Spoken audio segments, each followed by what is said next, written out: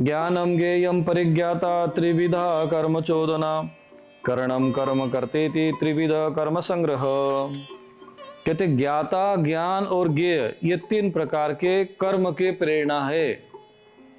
तो ज्ञाता, ज्ञान और ज्ञेय, ज्ञाता मतलब जो जानने वाला, और ज्ञान जो होगा और जिस माध्यम से जाना जाता है ज्ञेय। कर्ता करणम इति त्रिविधम कर्म संग्रह। और कर्ता, करण और कर्म, करने वाला कर्म और करण जिसके द्वारा कर्म किए जाते हैं, कर्म संग्रह। अब यहाँ पर व्याख्या इन्होंने करते समय कहा है कि जानने वाले का नाम ज्ञान, ज्ञाता है, और जानने में आने वाली वस्तु ज्ञेय हो गया हो, जिसके द्वारा जाना जाता है वो ज्ञान है। आगे भगवान कहते ज्ञानम कर्म च कर्ता च त्रिधैव गुण भेदनः प्रोच्यते गुण संख्याने यथावत् शृणुतान्यपि। गुणों की संख्या करने वाले शास्त्रों में उस ज्ञान, कर्म तथा कर्ता गुणों के भेद से तीन तीन प्रकार के ही कहे गए हैं, उसको तो मुझसे भली बातें सुन। अब ये सारा जो वर्णन भगवान ने जो इसलिए बताया कि कर्ता, कर्म और ज्ञान, इसको भी तीन भागों में विभाजित किया है कि केवल ज्ञान बोल देने से ज्ञान नहीं होता, उसमें भी सात्विक ज्ञान होता है, राजसिक ज्ञान, तामसिक होता है। कर्ता भी सात्विक, राजसिक और तामसिक होते हैं, और कर्म भी सात्विक, राजसिक और तामसिक होते हैं। तो इस प्रकार से यहाँ पर भगवान ने कारण बताया गया है कि इस तीन प्रकार के जो उसके भेद है उसका वर्णन यहाँ पर भगवान ने किया है। चूंकि अभी जो विषय आ रहे हैं वो प्रकृति के जो गुण है, सत्वगुण, रजोगुण, तमोगुण, उनके आधार पर उसको विभाजित करते हुए सात्विक, राजसिक, यज्ञ, दान, तप को भी उन्होंने बता दिया कि तीन प्रकार के होते हैं। ऐसे ही ज्ञान, कर्ता और कर्म ये भी तीन प्रकार के होते हैं, इसको भी भगवान ने आगे समझाने का प्रयत्न किया है। सर्वभूतेषु एनेकं भावमव्यमीक्षते अविभक्तम विभक्तेषु तद्ज्ञानम विद्धि सात्विकम। जिस ज्ञान से मनुष्य पृथक पृथक भूतों में एक अविनाशी परमात्मा भाव को विभाग रहित समभाव में स्थित देखता है, उस ज्ञान को तो सात्विक ज्ञान। बोले ज्ञान कौन सा है होते? ज्ञान तो कई प्रकार के होते हैं। अब जैसे ये भौतिक सांसारिक ज्ञान, उसको भी ज्ञान कहते हैं कि नहीं हम तो बड़े ज्ञानवान हो गए, कोई विद्वान भी हो गया भौतिकता। भगवान कहते हैं कि ज्ञान जो है उसमें तीन प्रकार के ज्ञान भी तीन प्रकार के होते हैं। तो वो कहते हैं कि भगवान ये कह रहे हैं कि जो सारे संसार मनुष्य में जिस ज्ञान के द्वारा, मतलब जिस आत्मज्ञान के द्वारा, जिस अध्यात्म द्वारा, ज्ञान सांख्य योग के द्वारा, सांख्य ज्ञान के द्वारा, बुद्धि योग के द्वारा, ये सारा जो ज्ञान है वो एक ही समस्त प्राणियों में एक ही अविनाशी परमात्मा को अविभक्तम विभक्तेषु, यानी पृथक पृथक जो समस्त भूत प्राणी मात्र हैं उनमें भी जो अविभक्त जो देखता है उस ज्ञान को तो सात्विक ज्ञान, अर्थात जो आत्मज्ञान है, ब्रह्म ज्ञान है, जो ज्ञान योग है, बुद्धि योग है, ये जो ज्ञान है इसको सात्विक ज्ञान कहते हैं। आगे भगवान कहते पृथक्त्वेन तु यद् ज्ञानम नाना भाव पृथक विधान वेत्ति सर्वेषु भूतेषु तद्ज्ञानम विद्धि राजसम। किंतु जो ज्ञान संपूर्ण भूतों में भिन्न भिन्न प्रकार के नाना भावों को अलग अलग जानता है, उस ज्ञान को तुम राजस जान। अर्थात यहाँ पर भगवान कहते हैं कि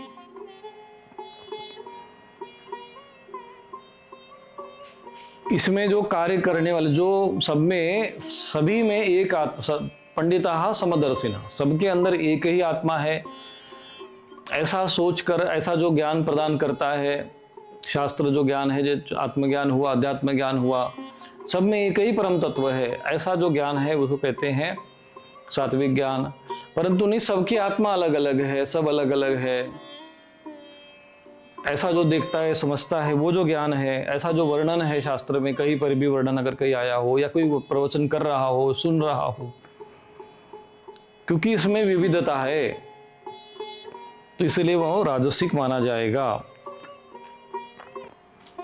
आगे भगवान कहते हैं कि यत्तु कृष्णम वदेकम अस्मिन् कार्ये सक्तमहेतुकम् अतत्वार्थम वदल्पम च तत्तामसम वृदावृतम। परंतु जो ज्ञान एक कार्य रूप शरीर में ही संपूर्ण के सदृश आसक्त है तथा जो बिना युक्ति वाला और तात्विक अर्थ से रहित तुच्छ ज्ञान है वो तामस कहा गया है।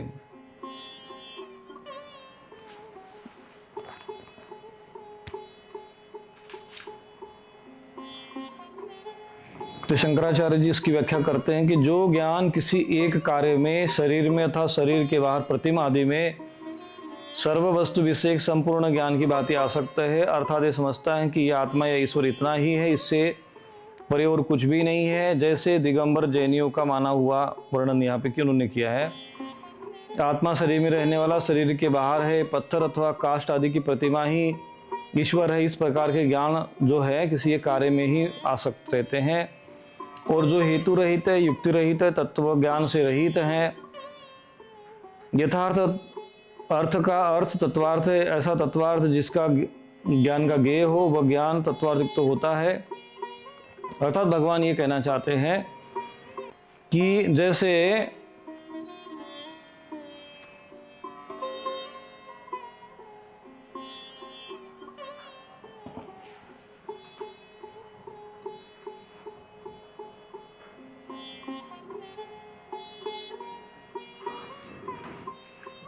ऐसे लोग होते हैं जो प्रतिमा आदि में, देवता में जैसे, या किसी शरीर में ही एक जगह ईश्वर तत्व को मान लेते हैं, तो वो कहते हैं तामस ज्ञान। या सीधा सीधा अर्थ ये है कि जो प्रतिमा आदि में बस जैसे कोई मूर्ति बना लिया, कह देंगे यही भगवान है, यही ईश्वर है, तो उसी को पूजो भैया, किसके जब भगवान के दर्शन कराना, ये कराना, जो ये प्रतिमा पूजन आदि है, ये तामस ज्ञान में आता है।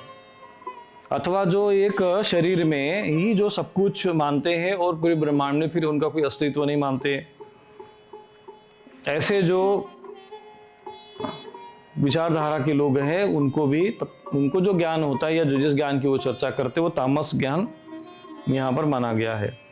अर्थात और ऐसा जो ज्ञान होता है वो अयुक्त होता है, तर्क उसमें वहाँ रहता नहीं, शास्त्रीय प्रमाण रहता नहीं है।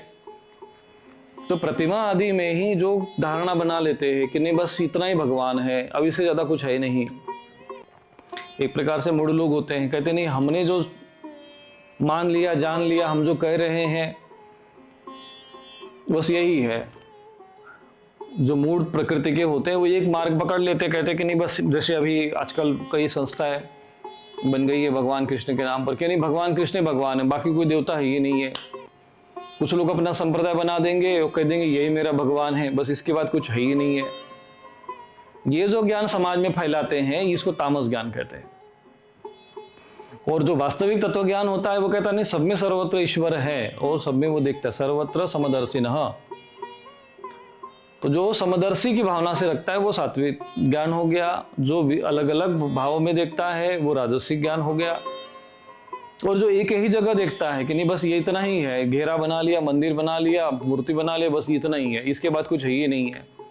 कुछ ऐसी मूढ़ परंपराएं है, मजहब है, मत है, संप्रदाय है, वो अपने रच लेते हैं कि नहीं यही भगवान है हमारे, और कोई भगवान ही नहीं है। उसके आगे फिर दूसरे भगवानों को हे दिखाना, नीचा दिखाने का प्रयत्न करना।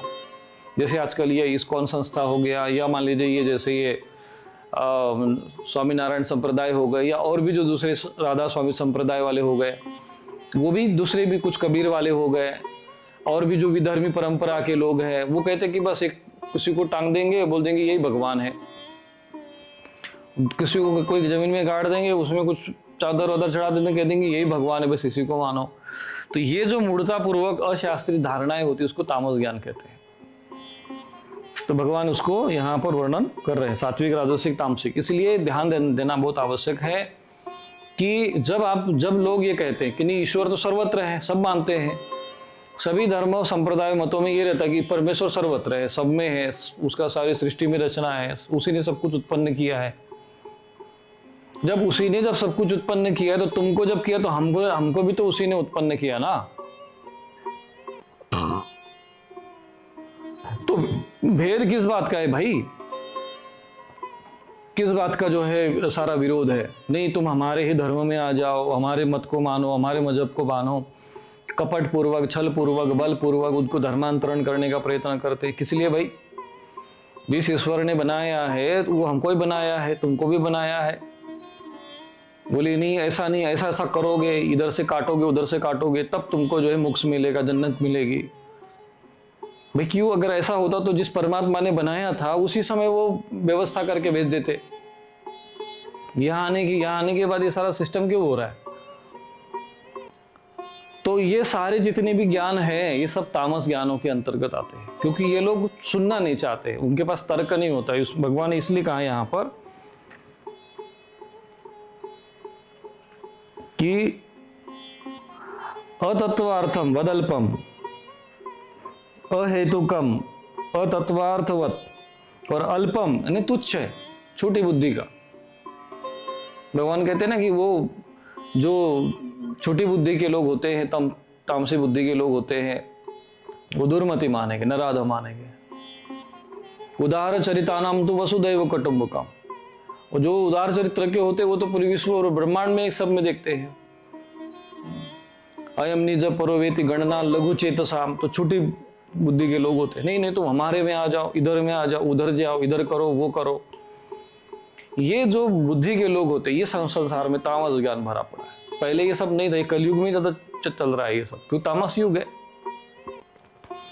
और इसी का विवाद है। एक परमात्मा है, सबको पता है। नहीं, सब बोले एक ही परमात्मा है, सबने सृष्टि बनाया। अरे भाई, जब सूर्य तुम्हारे इसमें बनाया तो वही, वो भी तो हमको ही दे रहे हैं ना प्रकाश, चंद्रमा भी वही प्रकाश दे रहे हैं, सूर्य प्रकाश दे रहे हैं, वायु जो है हमें भी वही मिल रही है, जिसने तुमको जिसने भाई एक ही तो तत्व है, कोई तो है।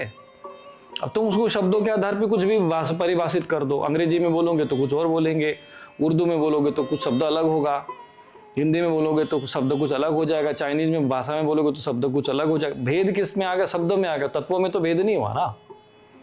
जापानीज भाषा में बोलोगे तो जैसे जल है, अंग्रेजी में जाएगा तो वाटर बोल देंगे। हाँ, तो भाई उसमें अलग, दूसरी भाषा में जाएगा तो दूसरी भाषा में बोलेंगे उसको। अब उससे पानी में तो कोई परिवर्तन नहीं हुआ, पानी तो वैसा का वैसा ही है। बदला क्या? परिवर्तित क्या हुआ? भाषा बदली। अब नहीं, ये तो नहीं, तुम तो इसको वाटर ही बोलो, अब वो पीछे पड़ जाएगा तुम्हारे। हम बोल देंगे नहीं भाई, ये तो हम उसको जल कहते हैं। नहीं नहीं नहीं नहीं, ये जल नहीं है, ये वाटर है। नहीं भाई, हम तो हमारे शास्त्र, हम तो जल बोलते तो क्या समस्या? नहीं नहीं, इसको तुम वाटर ही बोलो, और वाटर बोलने के लिए तुम हमारे में कन्वर्ट हो जाओ। तुम गलत हो, तुमको ज्ञान नहीं है। नहीं नहीं, हम तो ठीक है। बोलिए नहीं, कैसे नहीं? तो फिर गर्दन पे तलवार रख देंगे, तुमको ऐसे करना पड़ेगा, तुमको वाटर बोलोगे तभी हम मानेंगे।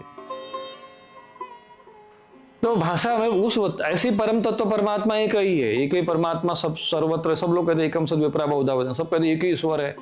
अरे भाई, जब तुम जिसने ईश्वर, जो तुम्हारा ईश्वर अलग, उसका ईश्वर अलग, उसका परमेश्वर अलग, उसका परमात्मा अलग होता, तो भी सबने बोला, सबके पुस्तकों में यही पढ़ोगे। उसी ने सूर्य में चंद्रमा बनाया, उसी ने सब कुछ बनाया, उसी ने जल वालू सब बना दिया। वही हम पर दयालु है, हम पर कृपा करता है। दूसरों पे जो उसको मानता नहीं है तो उसके ऊपर उसको जहन्नुम में भेज देता है। अरे भाई, जब उसको भेजना होता तो वो सूर्य को ही बोल देते ना कि भाई इनको जो है, इनको प्रकाश नहीं देना है, इनको हवा नहीं देनी, इनको पानी नहीं देनी। ऊपर से व्यवस्था हो जाती, नीचे क्यों तुम यहाँ पर कटपिट वाली व्यवस्था बना देते हो? क्योंकि ये मूढ़ता है, अल्प बुद्धि के लोग हैं, ये सब मूर्ख लोग हैं।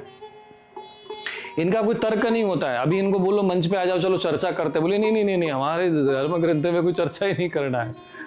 बस बुद्धि को बेच दो, गिरवी रख दो, नहीं मानोगे तुम गर्दन काट देंगे, ये कर देंगे, वो कर देंगे। तो ये सब मूढ़ प्रकृति के लोग हैं। कबीलों से, कबीले वाली जो बुद्धि रही वही सब चल रही है। आदि जो उधर वहां रहते थे वैसे ही सब बदमती चारों तरफ फैलाने का प्रयत्न करते,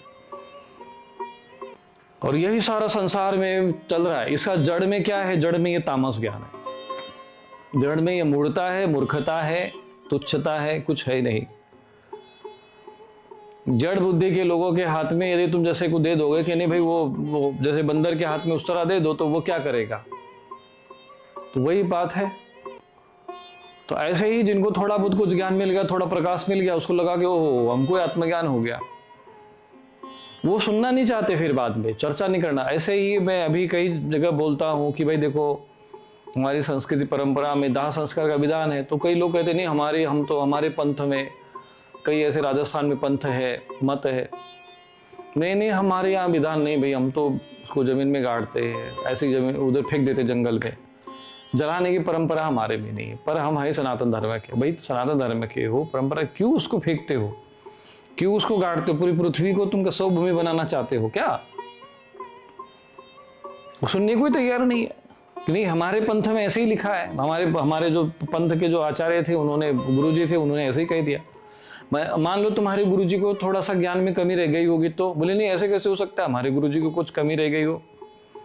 अरे कमी नहीं रहती तो फिर तुमको ये सारा उल्टा सीधा ज्ञान कहाँ से देते हो? कुछ तो कमी थी ना उनमें, वो मानने को ही तैयार नहीं होंगे। नहीं उनमें कोई कमी नहीं थी। फिर कहाँ कमी है भाई? जो लोग जला रहे हैं, जो शास्त्र में लिखा, वर्ण लिखा, वो शास्त्र बेकार है क्या? वो सारे ऋषि मुनि मूर्ख है।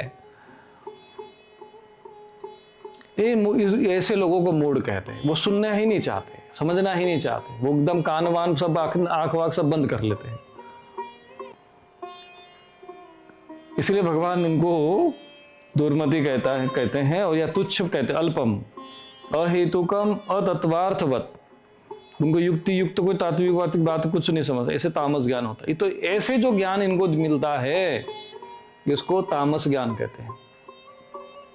है इनका पुस्तकों में तामसी क्या था, फिर इनके दोहे, इनके वैसे ही फिर वही रटे रटा अर्थ लगा देंगे कि नहीं ये ज्ञान। तो ये जो ज्ञान तुमको मिला है, इस ज्ञान को तामस ज्ञान कहते हैं, जो पुस्तकों में है। और सात्विक ज्ञान कौन सा है? सात्विक ज्ञान ये है जो भगवत गीता में है, जिसमें भगवान एक ही तत्व को सर्वत्र सब में है। एकम सत विप्रा बहुधा वदंती, अहम आत्मा गुणाकेश सर्वभूताशय स्थित। मैं ही सब आत्मा, सभी समस्त प्राणियों में ही एकमात्र हूं। पंडिता समदर्शिनः सर्वभूत हिते रतः सर्वे भवन्तु सुखिनः। अब इसमें हमने कभी भी ये नहीं कहा कि सनातन धर्म सुखिनः, हिंदू सुखिनः। जो व्यापक उदार चरिता नाम तू वसुदैव कुटुंबकम, क्योंकि हमारे पास जो ज्ञान है वो सात्विक ज्ञान है। तो फिर कुछ लोग पृथक पृथक कहते हैं, नहीं बस ठीक है, तुम्हारा अपना मत ठीक है, सही है, हमारा भी मत सही है, अलग अलग मानते, कहते वो राजस ज्ञान हो गया। और तामसी वाले कह देंगे ना ना, तुम्हारे देवता तो बिल्कुल सब बेकार है, छोटे हैं, हमारे सही है। तो चाहे भले ही वो एक देवता की उपासना कर रहे हो, दूसरे की निंदा कर रहे हो, तो समझ लो ये सारे के सारे उठ पटाकर सब नरक के गर्त में जाके गिर जाते हैं। अब ये प्रमाण भी भगवत गीता में, महाभारत में दिया हुआ है, जहां से ये भगवत गीता उपस्थित हुई है। इस प्रकार से जब तक तुम ज्ञान में भेद नहीं उत्पन्न करोगे, जैसे ज्ञान सात्विक, राजसिक और तामसिक ज्ञान जब तक नहीं समझोगे, तब तक फंस जाओगे। अब जब तुमको कोई समझाए तो तुम्हें एक बात बुद्धि विवेक को तुरंत घंटी चेतना जागृत करना, बोले ये तामसी है, राजसी है, सात्विक है, इन तीनों में देख लो। ऐसे ही चौपाई बना देंगे, दोहे बना देंगे, ये कर देंगे, फिर उसको कह देंगे उनके जो पंथ वाले, बस तुम इसको इसी को मानो, यही मानो भैया। अब नहीं वो उनके दाह संस्कार करने को बोल देंगे, भाई हमारे संस्कृत 5 तत्व है, 5 तत्व विलीन हो जाने चाहिए। नहीं नहीं नहीं, हमारा पंथ बन गया है, हमारा संप्रदाय बन गया। अरे गड़े मरने के बाद सब प्रेत योनि में जा रहे हैं भैया, संस्कार ढंग से नहीं हो रहा है। अरे किसी कारणवश ऐसी कोई परिस्थिति बन गई होगी कि वहां लकड़ियां नहीं थी, हो सकता है कि वहां अकाल पड़ गया हो, लकड़ियों की कमी हो, या रेगिस्तान हो, ज्यादा गर्मी हो, लकड़ियों का अभाव रह गया हो, नहीं था तो भाई चलो किसी कारणवश परिस्थितियां बन गई, युद्ध का काल रह गया हो, आपातकालीन मर्यादा नास्ति, युद्ध काल में बहुत सारे लोग मर गए, तो अब क्या करें, कैसे जलाए सबको? तो जमीन में कोई भाई चलो गड्ढा खोद के गाड़ दिया उनको। अपरंपरा बना दोगे उसको लेकर। आपातकाल की चीज को अलग बात है, आपातकाल के नियम अलग होते हैं, अभी सामान्य नियम अलग होते हैं। शास्त्र की अवहेलना करके जो अशास्त्रीय आचरण करते हैं, और जब अशास्त्रीय आचरण करते करते करते करते ऐसे वो मूढ़ अवस्था को प्राप्त हो जाते हैं कि अब अगर उनके सामने शास्त्र की बात रखोगे तो वो तुरंत कह देंगे ना ना ना ना, हम क्यों मानेंगे भाई, हम तो ऐसे ही है, हमारे पंथ में यही लिखा है। तो एक भूला दूजा भूला, वही हाल। तो बस वही है ना कि जिसको वास्तविक ज्ञान नहीं हो शास्त्र का, तस्मात् शास्त्रम प्रमाणम, इसलिए प्रमाण शास्त्र।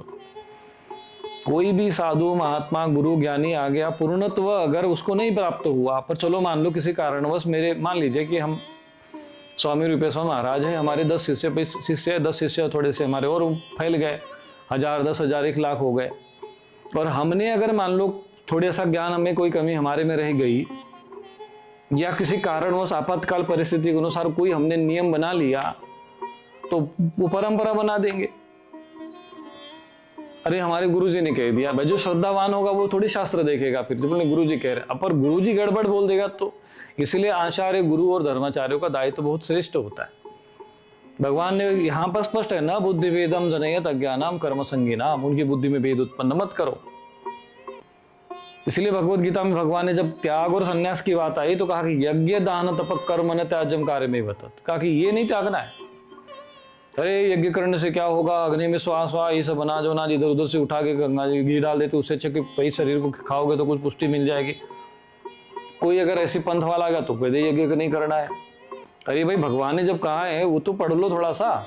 तो इसीलिए जो भी व्यक्ति शास्त्र के विपरीत आचरण करता है, श्रुत्या विरोधे न भवेत प्रमाणम, उसको प्रमाण नहीं मानते हैं, वो अधर्म का आचरण है, वो दुर्गति का आचरण है, वो पतन और विनाश का लक्षण है। इसलिए राजसिक तामसिक सात्विक आदि ये जो भेद भगवान ने बताया वो इसी आधार पे बताया। कुछ लोग मूर्ति बना देंगे, कह देंगे यही भगवान है, आओ भैया माथा टेको, चढ़ावा चढ़ाओ और आगे बढ़ो। क्या भगवान है वो? कि भगवान की कोई प्रतिमा है, कोई विग्रह है? बोलिए नहीं, भगवान जी का दर्शन करके आ गए, चलो भगवान का दर्शन करके आते। भगवान का दर्शन का समय हो गया, भगवान भगवान बोलना शुरू कर देंगे। न कोई उसको विग्रह बोलेगा, न कोई प्रतिमा बोलेगा, न मूर्ति बोलेगा। चलो भाई भगवान की मूर्ति का दर्शन कर लो, भगवान के विग्रह का दर्शन कर लो, ऐसा नहीं, भगवान का ही दर्शन कर लो। धीरे धीरे फैला देंगे, बोले भगवान मतलब यही है, सारे देवता होता कुछ नहीं, बस यही पे भगवान है हमारे, और कोई जगह भगवान नहीं है। ये सब तामसिक ज्ञान है, मूढ़ लोगों का फैलाया हुआ है। इसी प्रकार से भगवान अब तामस कर्म का भी, राजस कर्म का भी वर्णन करते हैं। नियतम संगरहितम अराग द्वेषत कृतम अफल प्रेप्सुना कर्म तत् सात्विकम उच्यते। कहते हैं कि जो कर्म शास्त्र विधि से नियत किया हुआ है, नियतम संग्रहित, संग्रहितम कर्तापन के अभी आसक्ति से रहित, अराग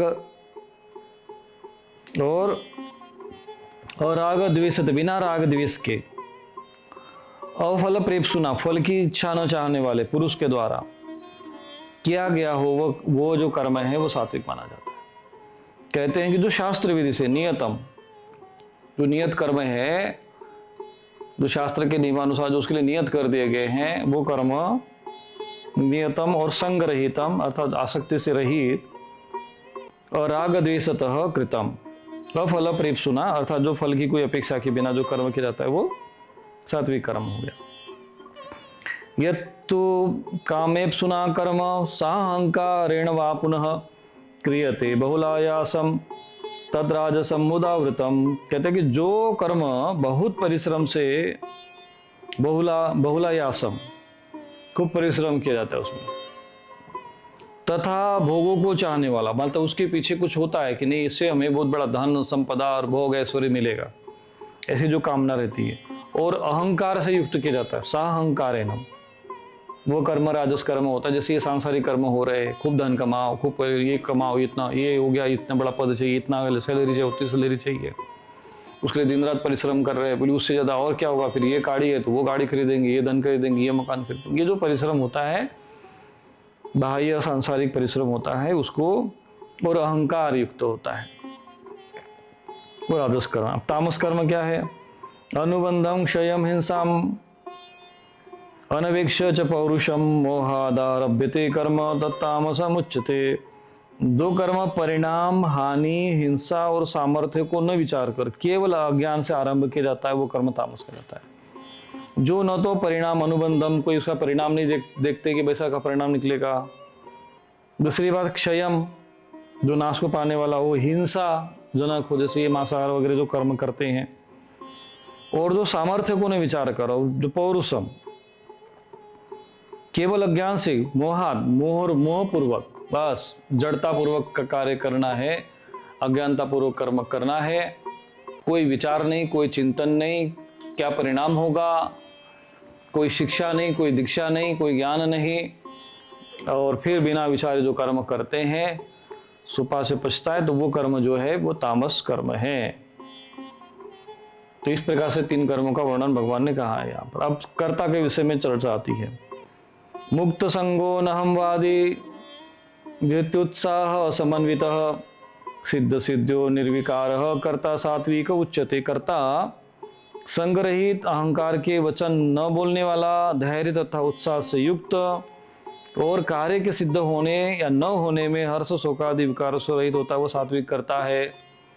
भगवान कहते हैं कि जो कर्ता संग मुक्त संग अहमवादी, और जो अहंकार के वचन नहीं बोलने वाला न हमवादी, धृत्युत्साह धैर्य और उत्साह से युक्त हो, समन्वित सिद्ध सिद्धो सिद्ध कार्य के सिद्ध और असिद्ध होने में निर्विकार रहता हो, वो कर्ता सात्विक होता है। अर्थात जो कर्म हो रहा हो, अगर मान लीजिए उसमें सफलता मिलती है, असफलता मिलती है, और धैर्य उत्साह से युक्त भी रहता है, वो ज़्यादा उस पर उत्साह, यानी जो एक प्रकार से असफलता मिल गई तो वो निराश नहीं होता, और सफलता मिल गई तो बिल्कुल हर्ष में नहीं आता, और धैर्य उत्साह से युक्त होता है, अहंकार पूर्वक उसका वचन नहीं बोलता है, तथा संग रहित होता, वो कर्ता सात्विक माना गया है। राजस कर्ता के लक्षण क्या है? रागी कर्म फल प्रेप्सुम लुब्धो हिंसात्मको शुचि हर्ष शोकान्वित कर्ता राजस परिकीर्तित। कल कर्ता जो रागी अर्थात आसक्ति से युक्त, कर्मों के फल को चाहने वाला, जो लोभी है, दूसरों को कष्ट देने वाला, हिंसात्मकम दुष्टों को कष्ट देने का स्वभाव वाला, अशुद्धाचारी अशुद्धि आचरण करने वाला, अशुचि रहने मतलब अशोच रहने वाला, हर्ष शोक से लिप्त रहता है, वो राजस कर्म है। ऐसा कर्म जिससे दूसरों को कष्ट हो, पीड़ा हो, जिसमें फल की आसक्ति ज़्यादा अधिक रहती है, जिसमें लोभ हो, और जिसमें अशुद्धि आचरण हो, अशुद्ध आचरण हो, ऐसे कर्म जो राजस कर्म में आते हैं। तो ऐसा जो करता है वो राजस कर्ता हो गया। तामस कर्ता के लक्षण अयुक्त प्राकृत स्तब्ध शठो नैष्कृतिको लसह विषाद दीर्घ सूत्री च कर्ता तामसम उच्यते। कर्ता जो होता है, जो अयुक्त, शिक्षा से रहित, स्तब्ध अर्थात घमंडी, शठ यानी धूर्त, नैष्कृतिक अर्थात दूसरों की जीविका का नाश करने वाला, तथा सोच विषाद यानी शोक करने वाला, अलस माने आलसी, और दीर्घ सूत्री अर्थात जो कार्य जो आज का कल कार्य दूसरे पे छोड़ने वाला, ये सब तामस कर्ता के लक्षण है। तो इस प्रकार से ये 3 प्रकार के कर्ता बताए गए हैं कि जो आलसी तामसी होते हैं, जो घमंडी रहते हैं, दूसरों की जो जीविका का नाश करते हैं, और जो बिना विचारे अयुक्त होते हैं, जो दीर्घ सूत्री जो कार्य को लंबी खींचते हैं, वो कर्ता तामसी। अब जो है भगवान यहाँ पे बुद्धि और धृति को भी 3 भागों में बता रहे हैं, उसका भी वर्णन यहाँ पर आ रहा है। बुद्धि भेदम धृतिश्चैव गुणतस्त्रिविध शृणु प्रोच्यमानमशेषेण पृथक्त्वेन धनंजय। ये धनंजय, अब तो बुद्धि का और धृति का भी गुणों के द्वारा 3 प्रकार से भेद मेरे द्वारा संपूर्णता से विभाग पूर्वक कहा जाने वाला है, उसको सुन ले। भगवान कहते हैं अब सात्विक बुद्धि के लक्षण। प्रवृत्तिम च निवृत्तिम च कार्य भया भये बंधम मोक्षम च या वेत्ति बुद्धि सा पार्थ सात्विकी। हे पार्थ, जो बुद्धि प्रवृत्ति अर्थात जो अध्यात्म मार्ग है, ईश्वर का मार्ग की तरफ, और निवृत्ति जो के विपरीत जो प्रवृत्ति है सांसारिक मार्ग, और निवृत्ति अर्थात जो अध्यात्म मार्ग है, मार्ग को प्रवृत्ति अर्थात निवृत्ति के मार्ग को, कर्त और अकर्तव्य को, भय और अभय को, बंधन और मोक्ष को यथार्थ जानने वाली बुद्धि है, वो बुद्धि को सात्विक बुद्धि कहते हैं। जो बुद्धि सात्विक है, जो सांसारिक कर्म में भी दक्ष है, अध्यात्म को भी जानती है, अर्थात जो वर्णाश्रम व्यवस्था का पालन करते, सांसारिक कर्म भी करना, फिर बाद में अपने मोक्ष के लिए ईश्वर की ओर आगे बढ़ाने की बुद्धि चिंतन आना, वो सात्विक बुद्धि की लक्षण है। और कर्तव्य और अकर्तव्य, क्या करना चाहिए क्या नहीं करना चाहिए, धर्म अधर्म, भय अभय और बंधन मोक्ष को यथार्थ जानने वाली बुद्धि है, वो सात्विक है। यया धर्मम अधर्मम च कार्य च कार्यमेव च यथावत् प्रजानाति बुद्धि सा पार्थ राजसी। हे पार्थ, मनुष्य जिस बुद्धि के द्वारा धर्म और अधर्मों को तथा कर्तव्य को भी यथार्थ नहीं जानता, वो बुद्धि राजसी है। जिसमें जो बुद्धि जो है, धर्म अधर्म क्या है, कर्तव्य क्या है, निवृत्ति प्रवृत्ति क्या है, इसको न जानता है, वो जो बुद्धि है वो राजसी बुद्धि है। जो जानती नहीं धर्म क्या है, अधर्म क्या, कर्तव्य क्या है, बस जो जैसा बाहर व्यवहार दिख रहा है बस वैसा आचरण करना। तामसी बुद्धि के लक्षण क्या है? अधर्मम धर्ममिति या मन्यते तमसावृता सर्वार्थान विपरीतांश बुद्धि सा पार्थ तामसी। बोले ये तो एकदम उल्टे वाले हो गए बुद्धि। ये बुद्धि कैसे होती है? कैसे? जो तमोगुण से घिरी है, तमसावृता, तमस से घिरी हो, और अधर्म को भी धर्म कहती है ना। अधर्मम धर्ममिति, कि अधर्म जो है वो धर्म है, और सर्वार्थान विपरीतांश, वो सभी पदार्थों को विपरीत मान लेती है। विपरीत बुद्धि, विनाशकाली विपरीत बुद्धि जिसको कहते हैं, वो तामसिक बुद्धि के लक्षण। जो अधर्म है, भाई जो मांस नहीं खाना है तुमको, मांसाहार नहीं करना चाहिए, ये मनुष्य के शरीर के अनुसार बिल्कुल धर्म नहीं है। फिर भी वो कह देंगे नहीं हमारा धर्म है, हम तो खाते, भैया हमको भगवान ने जब बुद्धि दी है तो हम सर्वाहारी है। कुछ न कुछ तर्क देकर बुद्धि, जो ये जो चिंतन बुद्धि करवाती है, उसको तामसिक बुद्धि कहती है। राजसी बुद्धि जो धर्म अधर्म को जानते नहीं, परंतु व्यावहारिकता में जो देख लिया। लेकिन जो तामसिक बुद्धि के लोग होते हैं वो ज्यादा मूढ़ होते हैं। वो उन राजसी बुद्धि वालों को तो समझा भी सकते कि भाई देखो ये धर्म है अधर्म है, उनको सात्विक में ले जाओगे। तामसिक वालों को नहीं समझा सकते। वो कह देंगे नहीं भाई ये यही धर्म है, हम नहीं मानते तुम्हारी बात को। वो तामसिक बुद्धि वाले जो चिंतन है उनको ले जाते हैं। सब विपरीत बुद्धि के लोग होते हैं। अब धृति, जो जिसे हम धारण करते, धृत्या या धारयते मन प्राणेन्द्रिय क्रिया योगेना व्यभिचारिण्या धृति सा पार्थ सात्विकी। हे पार्थ, जिस अव्यभिचारिणी धारण शक्ति से मनुष्य ध्यान योग के द्वारा मन प्राण इंद्रियों की क्रियाओं को धारण करता है, वह धृति सात्विक है। कहता है जिस धृति, जो धारण करने वाला, जिसे हम धारण करते उस शक्ति को धृति कहते हैं। तो जो अव्यभिचारिणी धारणा से, धारण शक्ति से, धृत्या योग ध्यान योग के द्वारा या किसी भी भक्ति योग के द्वारा या ज्ञान योग के द्वारा, किसी भी योग के द्वारा मन प्राण इंद्रियों की क्रियाओं को जो धारण करता है, और इस प्रकार से जो मन और बुद्धि और प्राण की जो क्रिया है, इनको जो धारण करता है, अर्थात जो अभ्यास किया उसने, ध्यान योग का, प्राणायाम का अभ्यास किया या ज्ञान मार्ग का अभ्यास किया, जो इस प्रकार से जो सात्विक मनन चिंतन किया, उन सभी ज्ञान को जो धारण करने वाली जो शक्ति है, क्रिया है, उसको सात्विक धृति कहते हैं। यया तो धर्म कामार्थं धृत्या धारयते अर्जुन प्रसंगेन फलाकांक्षी धृति सा पार्थ राजसी। परंतु ये प्रथा पुत्र अर्जुन, फल की इच्छा वाला मनुष्य जिस धारणा शक्ति के द्वारा अत्यंत आसक्ति से धर्म अर्थ काम और कामों को धारण करता है, वह धारण शक्ति राजसी है। कहते हैं कि जिसमें धर्म अर्थ और काम, मोक्ष नहीं, मोक्ष के लिए तो फिर जो धारण करता है तो बुद्धि तो सात्विक हो गई। जो केवल राजसी, अर्थ काम और धर्म का भी उसमें जोड़ दिया, क्योंकि धर्म जो है पुण्य फल देता है। तो ऐसे जो ज्ञान को धारण करने वाली जो धृति है, वो शक्ति है, वो राजसी मानी गई है। वो तामसिक धृति के लक्षण कहा गया, यया स्वप्नम भयम शोकम विषादम मदमेव च न विमुंचति दुर्मेधा धृति सा पार्थ तामसी। जिस मेधा के द्वारा, बुद्धि के द्वारा मनुष्य, जिस दुर्मेधा है ना, दुष्ट बुद्धि वाला मनुष्य, दुर्मेधा, जिस धारण शक्ति के द्वारा, धृति के द्वारा निद्रा, भय, चिंता और दुख को, उन्मत्तता को भी नहीं छोड़ता, अर्थात धारण किए रहता है, उसको तामसी कहते हैं। जैसे दुख है, शोक है, निद्रा है, भय है, अज्ञानता है, मोह है, मूढ़ता है, इसको पकड़ के बैठता है, वो छोड़ना नहीं चाहता। वो जिसके द्वारा, वो धृति के द्वारा दुख को धारण कर लेगा। उसी की तरह जैसे किसी ने कोई दुख का कोई घटना हो गई, उसी को लेके बैठ जाना, फिर उसी का चिंतन करते रहना, वो छोड़ना नहीं चाहता। अरे भूल जाओ, अरे नहीं, फिर वो द्वैत बार बार आ रहा चिंतन में। ये तामसिक धृति के लक्षण है। अज्ञानता आदि को जो है, शोक को धारण करते हैं। इस प्रकार से ये बुद्धि और धृति के तीन तीन लक्षण बता दिया।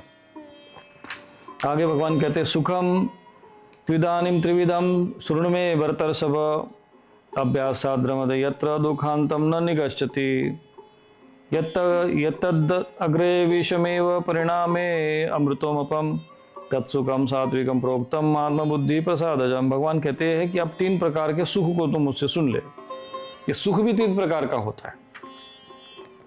जिस सुख से साधक मनुष्य भजन ध्यान सेवा आदि के अभ्यास में रमण करता है अथवा जिससे दुखों के अंत को प्राप्त हो जाता है, ऐसा जो सुख है वो आरंभ काल में यद्यपि विष के तुल्य प्रतीत होता है परंतु परिणाम में अमृत के तुल्य होता है। इसलिए यह आत्मबुद्धि प्रसादजम अर्थात परमात्मा विषय बुद्धि के प्रसादजम द्वारा उत्पन्न होने वाला सुख सात्विक कहा गया है।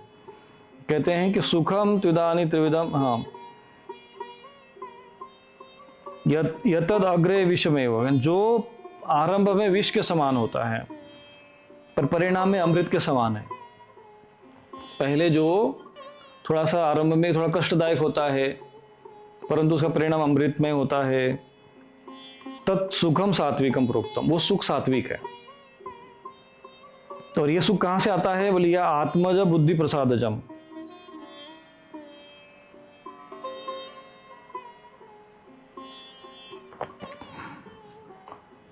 और अभ्यासात रमते यत्र दुखांत च निगंचति, और जिस सुख में साधक जो है ध्यान भजन अभ्यास के द्वारा रमण करता है और दुखों के अंत को प्राप्त हो जाता है, ऐसा जो सुख है।